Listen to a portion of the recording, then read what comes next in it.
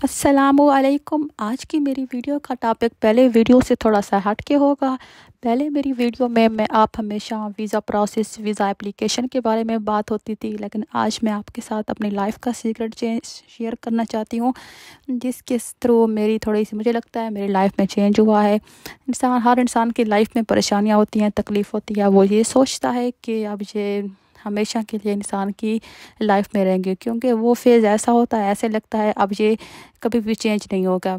उस टाइम जब इंसान टेंशन में होता है तो कोई भी चीज़ इंसान को खुश नहीं कर सकती, लेकिन अल्लाह पाक की ज़ात बहुत बड़ी रहीम है।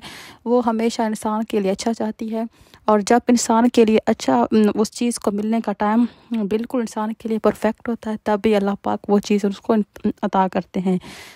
इस तरह मेरे लिए भी जब मेरा वीज़ा एप्लीकेशन का टाइम था या दूसरे प्रोसेस थे या कोई और भी मुश्किल थी, तो यही लगता था अब ये टाइम यहीं रुक गया है, अब ये चीज़ें कभी भी ठीक नहीं होंगी। उस टाइम शैतान इंसान को इस कदर मायूस कर देता है कि उसे कोई भी चीज़ अच्छी नहीं लगती।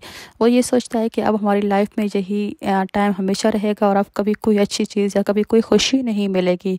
तो मेरे लिए भी ऐसा एक वक्त आया था, मुझे भी यही लगता था अब कोई भी चीज़ नॉर्मल लाइफ की तरफ नहीं जाएगी, अब ऐसे ही मुझे अपनी लाइफ जीनी पड़ेगी।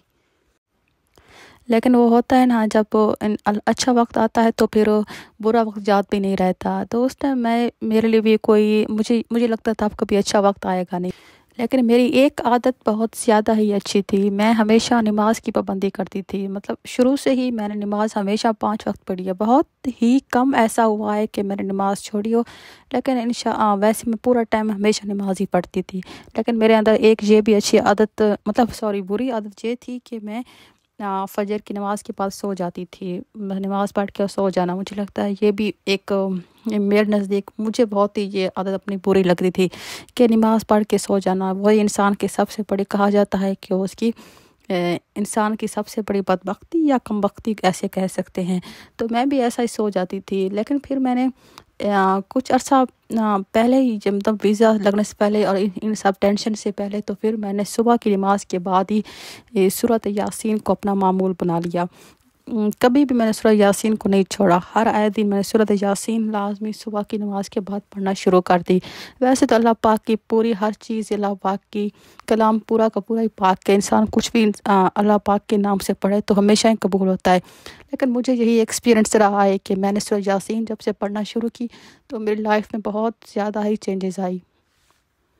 बस एक ये चीज़ थी जो मेरे दिमाग में बैठ गई, सुबह की नमाज़ के बाद सूरत यासीन पढ़ने से मुझे लगता है मेरी लाइफ में बहुत ज़्यादा चेंजेस आई। और नमाज़ तो मैं वैसे अल्हम्दुलिल्लाह पहले पढ़ती थी, लेकिन फिर इस तरफ कुरान की तरफ भी ज़्यादा मैंने रुजू करना शुरू कर दिया। तो और इस तरह मुझे लगता है मेरी लाइफ बहुत ज़्यादा ही बेहतर हो गई है। तो मुझे लगता है शायद सुबह की नमाज के बाद सोना ही मेरे लिए अच्छा नहीं था।